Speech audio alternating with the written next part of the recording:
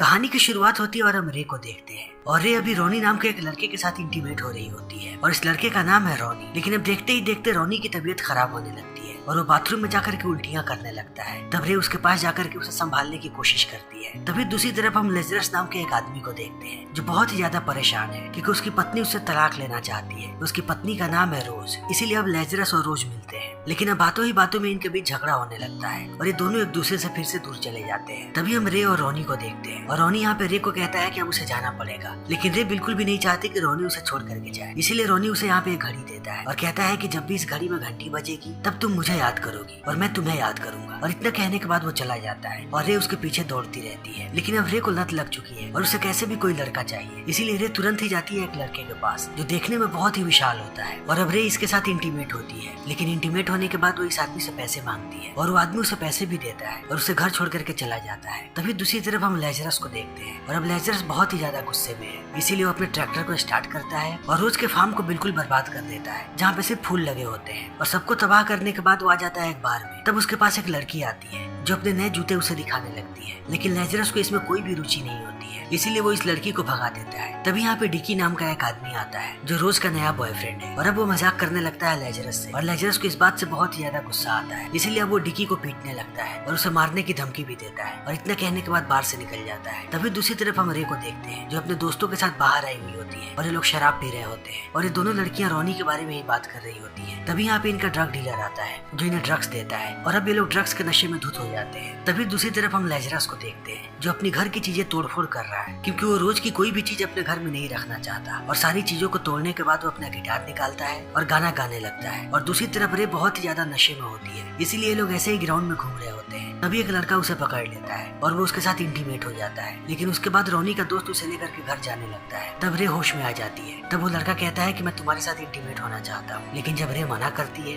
तब वो कहता है कि मुझे पता है कि तुम शहर के लगभग सारे लोगों के साथ इंटीमेट हो चुकी हो, इसलिए तुम्हें मेरे साथ भी एक बार हो जाना चाहिए। और इतना कहने के बाद वो करीब जाने लगता है। तब रे उसका मजाक बनाती है और वो उस विशाल आदमी से इसे कंपेयर करती है और कहती है कि उतनी ताकत तुम में बिल्कुल भी नहीं है। और इस बात को सुनने के बाद ये आदमी गुस्सा हो जाता है, इसीलिए वो रे को एक पंच मारता है और वो बेहोश हो जाती है। फिर वो उसे उठाने की कोशिश करता है, लेकिन जब वो नहीं उठती तब वो उसे सड़क पर ही फेंक करके भाग जाता है। तभी उसकी घड़ी बजती है और हम रोनी को देखते हैं और हमें पता लगता है कि रोनी अब यूथ पे जा चुका है, लेकिन अब वो रे को मिस कर रहा है। तभी हम फिर से लेजरस को देखते हैं जिसे सुबह सुबह उसके दोस्त का कॉल आता है और वो उसे रोज चर्च आने के लिए कहता है, लेकिन लेजरस इन बातों को नहीं सुनता और वो फोन रख देता है और अपना कचरा उठाता है और उसे ले जाकर के बाहर फेंकने लगता है। लेकिन जैसे ही वो कचरा फेंकता है उसे सड़क पे एक लड़की नजर आती है और जब वो पास में जाता है तब वो रे ही होती है और वो देखता है कि रे बहुत ही बुरी तरीके से घायल है, इसीलिए वो उसे उठा करके अपने घर लाता है। लेकिन वो देखता है कि उसे दवाइयों की जरूरत है, इसीलिए अब लेजरस जाता है दवाइयाँ लाने के लिए। लेकिन इस शहर के सारे लोग उसे जानते हैं, इसीलिए मेडिकल वाली लड़की पूछने लगती है कि आज तुम चर्च क्यों नहीं आए। तब लेजरस यहाँ पे बहाने बनाने लगता है। तभी हम रे को देखते हैं और अब रे को यहाँ पे अजीबोगरीब ख्याल आ रहे होते हैं। उसे लगता है कि कोई फिर से उसका फायदा उठाने की कोशिश कर रहा है, इसीलिए वो उठ करके बैठ जाती है। लेकिन उसे पता लगता है कि ये सब कुछ बस एक सपना है। तभी हम लेजरस को देखते हैं जो मेडिकल शॉप पे होता है और अब वो लड़की उसे समझाने लगती है कि इन दवाइयों का कैसे इस्तेमाल करना है और लेजरस वहाँ से आने लगता है। तभी उसे याद आता है कि रे बस एक ही नाम ले रही थी और वो नाम था तेहरान और लेजरस तेहरान को जानता है, इसीलिए वो सोचता है कि वो सबसे पहले जाएगा तेहरान के पास, तभी उसे उस लड़की के बारे में चीजें पता चल सकेंगी। इसीलिए अब लेजरस पहुंचता है तेहरान के घर पे और उससे बातें करने लगता है और वो उस लड़की के बारे में बताता है। तब तेहरान बताता है कि उस लड़की का नाम है रे और वो एक निम्फोमेनियक है, यानी कि उसे सेक्स की लत लग चुकी है, इसीलिए उस पर बिल्कुल भी भरोसा नहीं किया जा सकता। और इतना कहने के बाद तेहरान चला जाता है। तब लेजरस भी अपने घर आता है और वो देखता है कि रे नीचे जमीन पे लेटी हुई है, इसीलिए वो उसे उठाने लगता है। लेकिन अब रे यहाँ पे लेजरस के साथ ही इंटीमेट होने की कोशिश करती है, इसीलिए लेजरस बाहर भाग जाता है और वो अपनी बाइबल लेकर के गया होता है, इसीलिए अब वो बाइबल के कुछ वर्सेस पढ़ने लगता है और थोड़ी देर के बाद घर में वापस आता है और बाथटब में बहुत सारी आइस डाल देता है और उसमें पानी चला देता है और फिर रे को ला करके उसमें डाल देता है ये कहीं इससे उसका दिमाग ठंडा हो। लेकिन अब ये दोनों सो जाते हैं और रात में जैसे ही रे की आंखें खुलती है वो अपने आप को बाहर फार्म में पाती है और उसे लगता है कि वो रोनी के साथ है, इसीलिए वो बस ऐसे ही बड़बड़ा रही होती है और पूरे फार्म में घूम रही होती है। तभी यहाँ पे फिर से लेजरस आ जाता है और उसे उठा करके घर के अंदर ले जाता है, फिर उसे सुलाता है और उसके बाद अपना गिटार बजा करके गाना गाने लगता है। लेकिन वो जानता है कि रे की दिमागी हालत ठीक नहीं है, इसीलिए वो गराज से एक बड़ी सी चेन लाता है और रे को बांध देता है और सुबह सुबह बाहर काम करने लगता है। और समय ऐसे ही बीतने लगता है और 2 दिनों का वक्त बीत जाता है। और अब जब रे को होश आता है तब वो बिल्कुल होश में होती है, लेकिन वो जैसे ही खड़ी होती है वो अपने आप को चैन में बंधा हुआ पाती है। इसलिए वो गुस्सा हो जाती है और लेजर से कहती है कि मुझे अभी के अभी खोलो। तब लेजर उससे पूछने लगता है कि आखिर तुम्हारे साथ क्या हुआ था। तब वो कहती है कि मुझे कुछ भी याद नहीं है। और इतना कहने के बाद वो कहती है कि मुझे अभी यहाँ से जाना है। तब लेजरस कहता है कि मैं तुम्हें ऐसे नहीं जाने दे सकता, क्योंकि पूरा शहर तुम्हारा इस्तेमाल कर रहा है तुम्हारी बीमारी की वजह से, और अगर तुम बाहर गई तब तुम फिर से वही गलतियाँ करोगी। लेकिन अब रे इसे धक्का देने लगती है और उसे लड़ाइयाँ करने लगती है और वो बार बार घर से भागने की कोशिश करती है, लेकिन वो चैन की वजह से नहीं भाग पाती और लेजर्स उसे बार बार खींच के वापस लाता है। फिर वो शाम में उसे चैन से ही बंधा हुआ घुमाने लेकर के जाता है। तब तक रे को भूख लग जाती है। तब लेजर्स उसे खाना खिलाता है और उसके घाव पे मरहम भी लगाता है। लेकिन अब फिर से रे का दिमाग खराब होने लगता है और वो लेजर्स को सेड्यूस करने लगती है और कहती है कि वो उसके साथ इंटीमेट होना चाहती है, लेकिन लेजर्स मना कर देता है और अंत में जाकर के रे सो जाती है। लेकिन उसे बिल्कुल भी नींद नहीं आती। तब वो चैन को अपने पूरे शरीर में बांध लेती है। लेकिन अब सुबह सुबह लेजर्स जैसे ही जगता है वो शहर जाता है और वहाँ पे जाने के बाद वो रे के लिए कपड़े खरीदने लगता है, क्योंकि रे के पास बिल्कुल भी कपड़े नहीं है। तभी हम रे को देखते हैं जो फिर से जग जाती है और जब वो देखती है कि लेजर्स घर पे नहीं है तब वो परेशान होने लगती है और वो पहले अपने चैन को खोलने की कोशिश करती है, लेकिन जब वो चैन को नहीं खोल पाती फिर वो बैठ करके सिगरेट पीने लगती है। तभी यहाँ पर हम एक लड़के को देखते हैं जिसका नाम है लिंकन, और लिंकन यहाँ पे सफाई का काम करता है और अब रे भी उसे देख लेती है और लिंकन दरवाजा खटखटाने लगता है। पहले रे कोशिश करती है कि वो दरवाजा खोल दे, लेकिन अंत में वो अपने आप को रोक लेती है। तभी दूसरी तरफ हम लेजरस को देखते हैं जो फिर से रे के लिए दवाइयाँ खरीद रहा है और अब यहाँ पर लिंकन वापस जाने लगता है। तभी उसे यहाँ पे कुछ आवाजें सुनाई पड़ती है और वो वापस आने लगता है और वो जैसे ही घर के अंदर दाखिल होता है रे उसके ऊपर कूद जाती है और अब ये दोनों इंटीमेट होने लगते हैं। तभी थोड़ी देर के बाद यहाँ पे लेजरस आता है और वो जैसे ही घर के अंदर घुसता है वो इन दोनों को इंटीमेट होता हुआ देख लेता है, इसलिए वो लिंकन को मारता हुआ बाहर फेंक देता है। तभी यहाँ पे लेजरस का दोस्त आता है जिसका नाम है रेवरेंड और वो उसे कहता है कि तुम बहुत दिनों से चर्च नहीं आए, आखिर तुम्हारे दिमाग में क्या चल रहा है। तब लेजरस यहाँ पे झूठ बोलने की कोशिश करता है और वो रेवरेंड को भगाने की भी कोशिश करता है, लेकिन अंततः वो उसे पूरी सच्चाई बता देता है। तब वो कहता है कि तुम्हें उस लड़की के साथ जरूर इंटीमेट होना चाहिए क्योंकि उसे उसकी जरूरत है। लेकिन लेजरस कहता है कि मैंने उसे छुआ तक नहीं है और मैं ऐसा बिल्कुल भी नहीं करना चाहता क्योंकि वो बीमार है। और रेवरेंड कहता है कि बिल्कुल अच्छा किया, तुम्हें यही करना चाहिए था, मैं बस तुम्हारा इम्तिहान ले रहा था।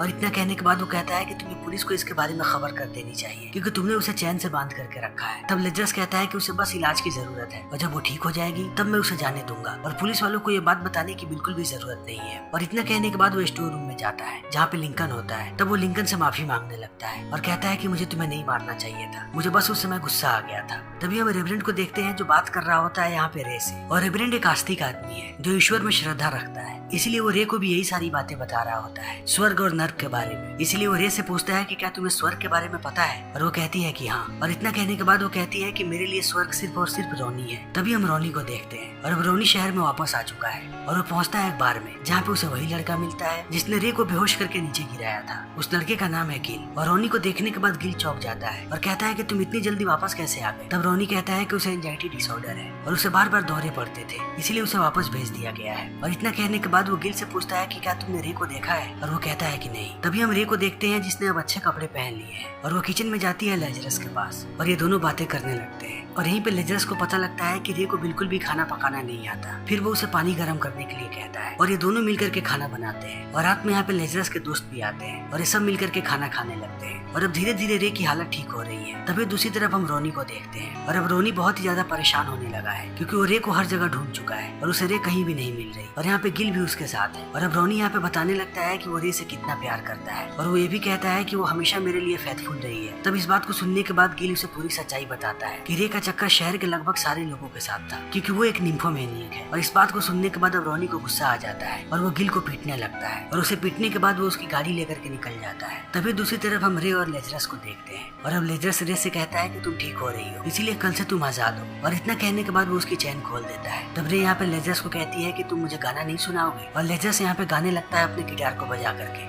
तभी यहाँ पे बिजली कड़कने लगती है और ये डर जाती है, लेकिन वो लेजरस को कहती है कि तुम ऐसे ही गाना गाते रहो। और लेजरस गाना गाते रहता है और सुबह सुबह वो रे को लेकर के आता है शहर और उसे कहता है कि अब तुम जहाँ चाहो वहाँ जा सकती हो, तुम बिल्कुल आजाद हो। तब रे कहती है कि मैं सुपरमार्केट जा रही हूँ, लेकिन तुम बाहर ही रहना, मैं आकर के तुमसे मिलूंगी। और इतना कहने के बाद वो अंदर चली जाती है। लेकिन रे जब अंदर घूम रही होती है तभी उसे अपनी माँ नजर आती है और वो अपनी माँ से बातें करने लगती है और कहती है कि क्या आप मेरे साथ कॉफी पे जाना चाहेंगी, लेकिन उसकी माँ मना कर देती है। तब रे बहुत ही ज्यादा गुस्सा हो जाती है और कहती है कि मेरी ये हालत सिर्फ और सिर्फ आपकी वजह से है, क्योंकि आपको पता था कि मेरे सौतेले पिता मेरा कितना फायदा उठाते हैं और वो बचपन से मेरा शोषण कर रहे थे, लेकिन आपने कभी उन्हें कुछ नहीं कहा और वो मेरे साथ ऐसे ही दरिंदगी करता रहा। इसीलिए आज मैं इतनी बीमार हो गई हूँ कि मैं इन चीजों से बाहर निकल ही नहीं पाती। और इतना कहने के बाद वो अपनी माँ को मारने लगती है। तभी हम बाहर लेजरस को देखते हैं जो उसी औरत से बात कर रहा होता है जो उसे मेडिकल स्टोर में मिलती है और इसका नाम है एंजेला। तभी लेजरस देखता है कि सुपरमार्केट के बाहर बहुत भीड़ लग गई है और अब अंदर सारे लोग रे को हटाने की कोशिश कर रहे हैं क्योंकि वो अपनी माँ को पीट रही है। और अब लेजरस को भी ये बात पता लग जाती है, इसलिए वो दौड़ता हुआ आता है सुपरमार्केट के अंदर और वो रे को उठा करके ले जाता है और घर ले जाने के बाद वो उसे नहाने में मदद करता है और साफ सुथरे कपड़े देता है और कहता है कि आज रात हम बाहर में जाएंगे क्योंकि तुम्हें बाहर की हवा की जरूरत है। और रे भी मान जाती है, इसलिए रात में ये लोग बाहर जाते हैं। तभी रे की घड़ी बजती है और उसी समय वो एक और आवाज सुनती है घड़ी की, लेकिन उसे विश्वास नहीं होता कि रोनी आसपास ही होगा, इसलिए वो अंदर चली जाती है और लेजरस अपने दोस्त से बात करने लगता है और बात करते करते वो जाता है फ्लोर पे और वहाँ पे गिटार लेकर के बजाने लगता है और सबको यहाँ पे लेजरस का गाना बहुत ही ज्यादा पसंद आता है और सब झूमने लगते हैं और ये भी अपने आप को नहीं रोक पाती और वो भी यहाँ पे झूमने लगती है और सब एंजॉय कर रहे होते हैं। तभी यहाँ पर हम रोनी को देखते हैं और अब रोनी रे को देख लेता है और रोनी को लगता है कि रे उसके बगैर बहुत खुश है और उसे शायद कोई दूसरा मिल गया है। लेकिन अब रे और लेजरस घर चले आते हैं, लेकिन जैसे ही सुबह में लेजरस जगता है वो रे को गिटार बजाता हुआ देखता है और ये कहती है कि वो कभी गिटार बजाया करती थी और गाती भी थी, लेकिन अब वो सब कुछ भूल चुकी है। तब यहाँ पे लेजरस गिटार बजाने लगता है और ये गाने लगती है। लेकिन थोड़ी देर के बाद हम यहाँ पे रोनी को देखते हैं जिसके हाथ में बंदूक होती है और उसे लगता है कि लेजरस भी रे का फायदा उठा रहा है, इसीलिए अब रोनी यहाँ पे आता है और वो लेजरस के सर पे वार करता है और उस पर बंदूक तान देता है। तब लेजरस कहता है कि मुझे गोली मार दो, अगर तुम्हें इससे खुशी मिलती है तो मुझे अभी के अभी गोली मार दो, लेकिन मैं तुम्हें बता दूं कि मेरा इस लड़की के साथ कोई चक्कर नहीं है। और अब रे शांत करवाने लगती है रोनी को और लेजरस जाकर के कॉल करता है रेवरेंड को और उसे यहाँ पे बुलाता है। लेकिन अब थोड़ी देर के बाद रोनी बहुत ही ज्यादा उदास हो जाता है और यहाँ पे रेवरेंड भी आ चुका है और अब रोनी रेवरेंड को बताता है कि वो कितना प्यार करता है रे से, लेकिन रे ने उसे धोखा दिया है। तब रेवरेंड यहाँ पे पूरी बात बताता है रोनी को कि रे किस चीज से गुजर रही है और उसके बीमारी के बारे में भी। और इतना कहने के बाद अब ये लोग रे से पूछते हैं कि वो क्या चाहती है। तब रे बताती है कि दुनिया में सिर्फ रोनी ही एक ऐसा लड़का है कि जब वो उसके साथ होती है तब उसकी बीमारी काबू में रहती है और उसे कोई भी दौरा नहीं पड़ता। और रे ये भी कहती है कि अगर इसने उसे छोड़ दिया तब वो कहीं जिंदा भी नहीं रह पाएगी।